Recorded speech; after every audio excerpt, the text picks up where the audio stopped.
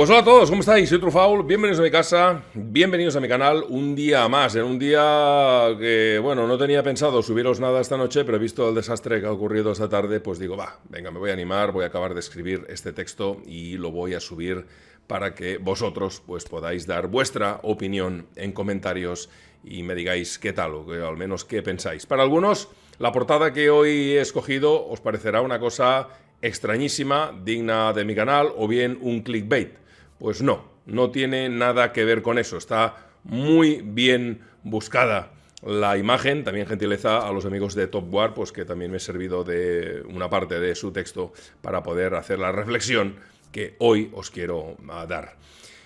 Y es que todo viene a colación de una frase dicha por un tal Boris Johnson, supongo que lo conocéis, un expresidente británico, el cual, pues, al igual que otro expresidente norteamericano, pues ha habido mucho cirio, mucho Cristo detrás de sus mandatos, y que dijo, palabras textuales, que para destruir de forma efectiva los UAV, o sea, los vehículos aéreos no tripulados rusos, o enemigos en este caso, los ucranianos tendrían suficiente con usar nuestros antiguos Spitfire, y es una pena que ya no los fabriquemos.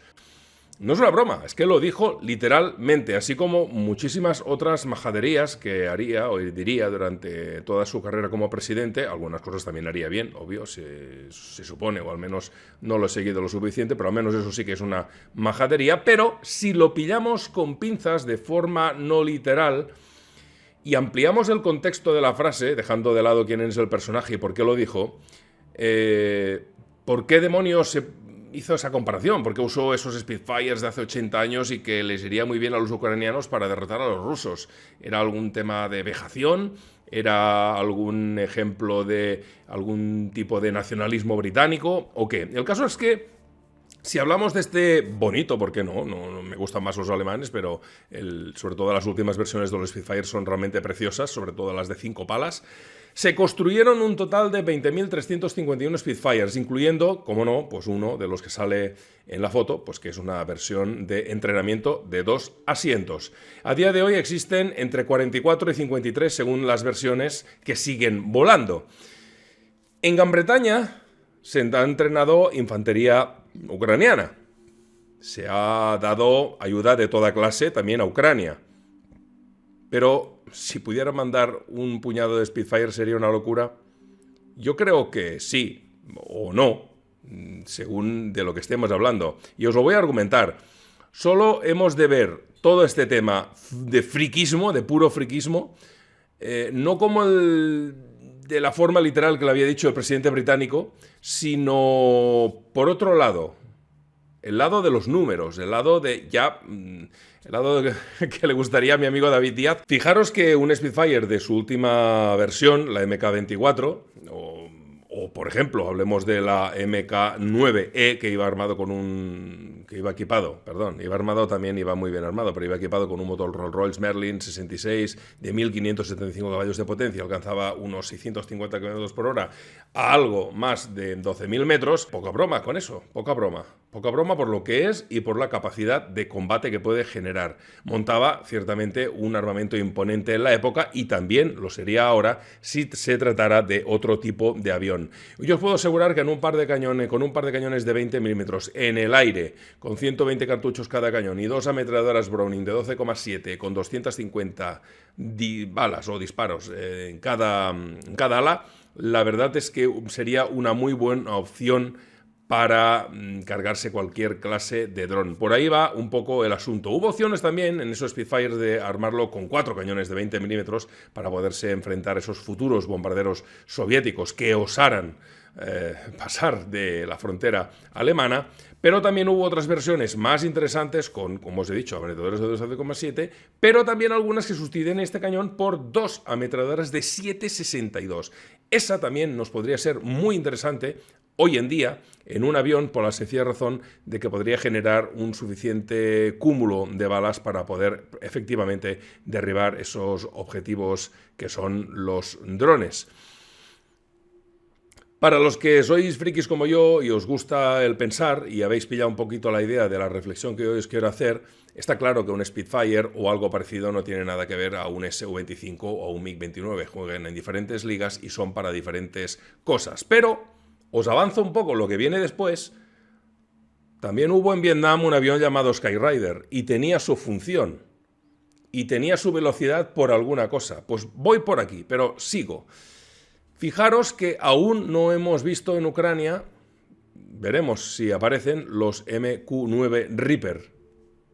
Dron norteamericano, más que probado, se ha cargado turbantes a punta pala y un bicho que monta un motor turbohélice que hace que este aparato pueda volar a velocidades de 400 km por hora. También está el MQ-1C Grey Eagle, que puede llegar a unos 250 km por hora. Y también está, por ejemplo, alguno muy parecido al Bayraktar TB2. Pero lo que nos interesa es que algunos de estos drones pueden llegar a 13.000 metros, otros a 9.000, ¿vale? Pero fijaros que es muy parecido a la altura que podía alcanzar el Spitfire. Y lo importante, según la opinión de los expertos, es la altura en la que esta clase de dispositivos, pilotados o no pilotados, pueden desenvolverse y desenvolverse bien. Por tanto, el tema de la velocidad también es otro tema importante a considerar. Acordaros también de los Spitfire en sus últimas versiones que derribaban los cohetes V1. Pues ¿veis cómo está de lo que os estoy hablando?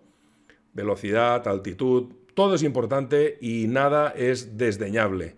Fijaros que todos los sistemas de defensa aérea pueden detectar y destruir con facilidad un dron, ¿vale? Ojale. La diferencia es sobre todo de su velocidad, que es muy baja y es fácil de interceptar. No hablemos ya de los helicópteros, que sí, los hemos visto muy bonitos antes de la guerra, por ejemplo los Kamov K-52, que es precioso, me encantaría el poder algún día poder ver uno y tocarlo. Todavía no he podido hacerlo, pero que llegan a velocidades de 350 como máximo, como máximo.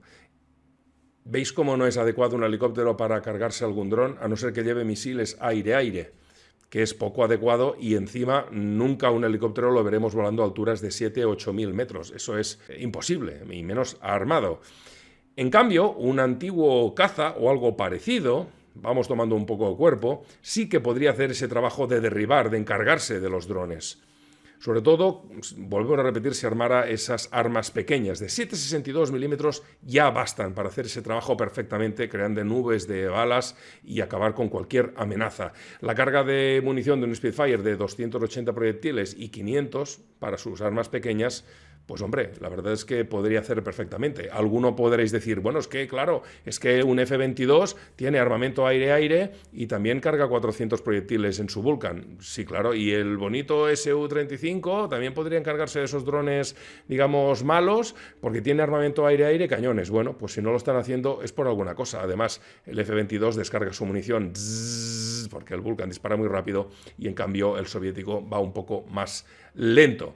No os dejéis engañar por los números. Esto no es ningún juego de cartas. Tanto un avión como otro, ya os digo que dispara de forma muy distinta. Y es que además, fijaros, si llegara el caso, que no ha llegado, el dedicar cazas de $60.000 a la hora a cargarse drones es una auténtica bestialidad, cuando con otros aparatos de una tasa mucho más baja de gasto, pues ya podrían hacer perfectamente el trabajo y que para eso existen y para eso valen otra cosa. Lo digo porque si Ucrania poseyera precisamente un avión para poder dedicarse a derribar esos peligrosos Shahid, por ejemplo, Made in Irán, pues sería algo altamente positivo para ellos. Usar Spitfires específicamente para algo tan estúpido, es que no va a poder ser. Es un ejemplo que os he querido dar. Pero ¿y si buscamos algo similar de a día de hoy? Algo que se parezca a un Spitfire. Algo que se parezca a algo que no está o no tiene que estar en un museo o que hay pocos volando. No me vale lo de bajar de un pedestal a un T-3485, que ya lo hemos visto, o un ISU 152, que no es lo mismo. Pero mandar aviones de pistón modernos ya no es ninguna tontería. Por ejemplo, mandar los suizos RS-9 Pilatus o el brasileño MB-312 Tucano o el Super Tucano no me parece una tontería. En cambio, fijaros que tampoco hay muchos ejércitos que tengan esta clase de aviones de ataque en servicio. Sí los tienen en plan de entrenamiento, como los tiene Francia, los tiene España, por ejemplo el Pilatus, pero no armados con cañones, aunque les pueda costar poco el poder transformarlos. En cambio los rusos no tienen nada parecido, nada en absoluto. Sí, me estoy dejando aviones de tipo Coin, o sea, de combate contra insurgencia como el Bronco, como el Combat Caravan, el curioso y feo Air Tractor, pero todos son máquinas más que probadas, son actuales para lo que se precisa en un campo de batalla de baja intensidad, no un campo de batalla de alta intensidad moderno como a lo mejor puede ser el de Ucrania, a no ser que haya o se cumplan una serie de cosas. Sigamos.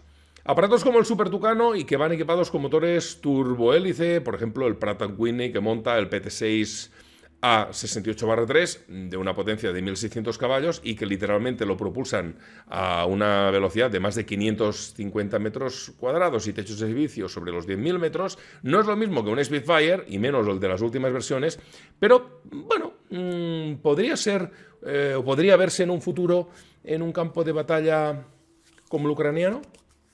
¿Cómo lo veis? ¿Qué creéis? Para hacer cosas determinadas, ¿eh? Fijaros en los números, porque se tratan de aviones con una cierta filosofía pues muy parecida al Spitfire, no tan solo por el motor, sino por a lo que se usan y lo que pueden hacer, como caza y cazabombardero.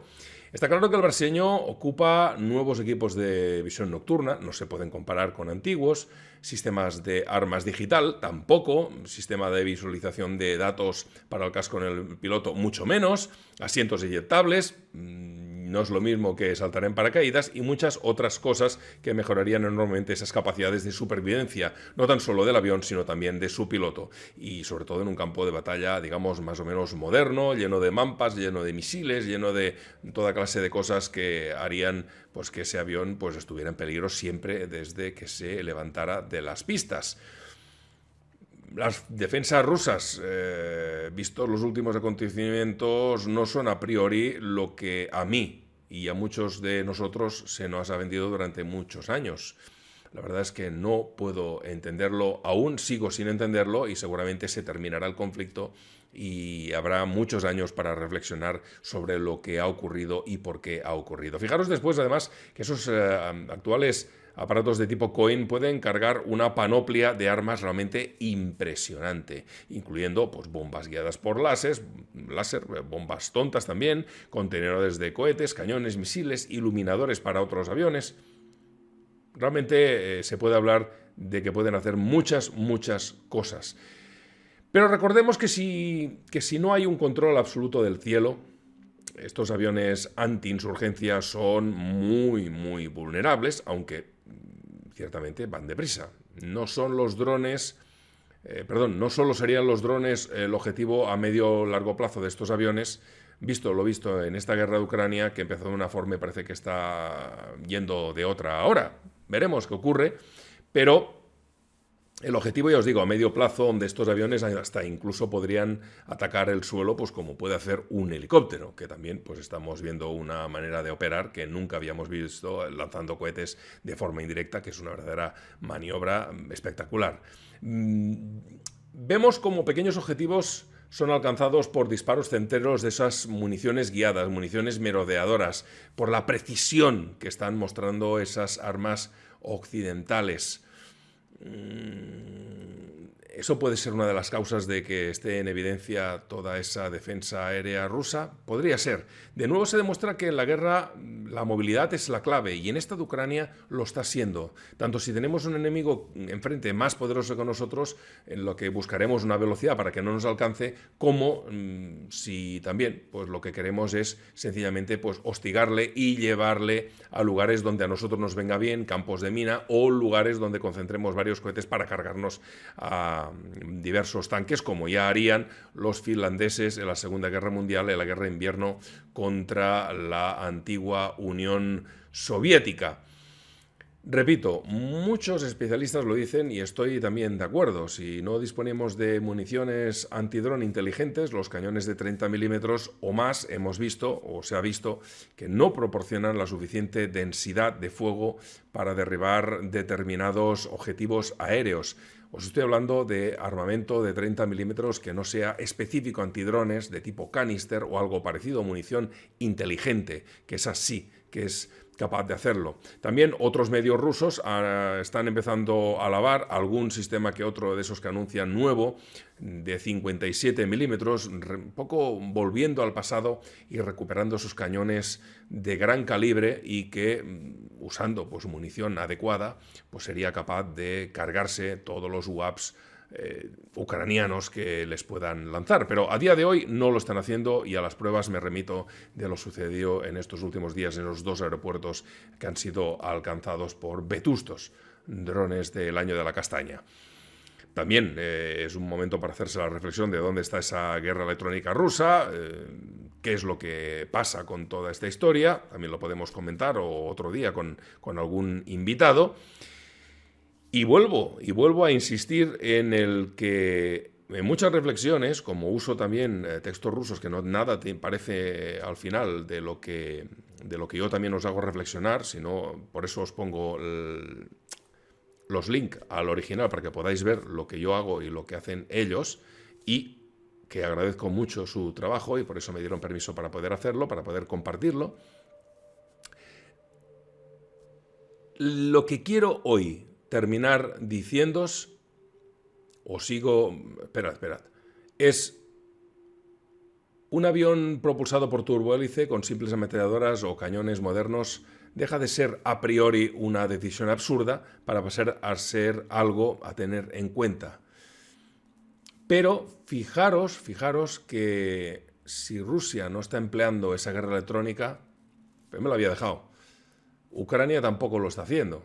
Está usando pues toda clase de material que le puedan proporcionar satélites para cargarse objetivos, pero guerra electrónica, decidme si me equivoco, yo no he visto que haya o se les haya dado material ultramoderno para ser usado. Se les ha dado lo justo. Espero haberos hecho pasar un buen rato esta noche con esta reflexión, que vaya bien para olvidar el desastre deportivo esta tarde de España. He puesto en Twitter, la verdad, cuando ha terminado algo con el corazón. Algunos me han atacado, otros no. Pero bueno, no voy a comentar nada más aquí porque esto es un canal de historia militar y nada tiene que ver con el fútbol, que hace bastante tiempo que ya no me interesa demasiado. Espero que os haya gustado, espero que os haya entretenido. Nos vemos un prontito aquí en el canal. Hasta luego. Chao, chao.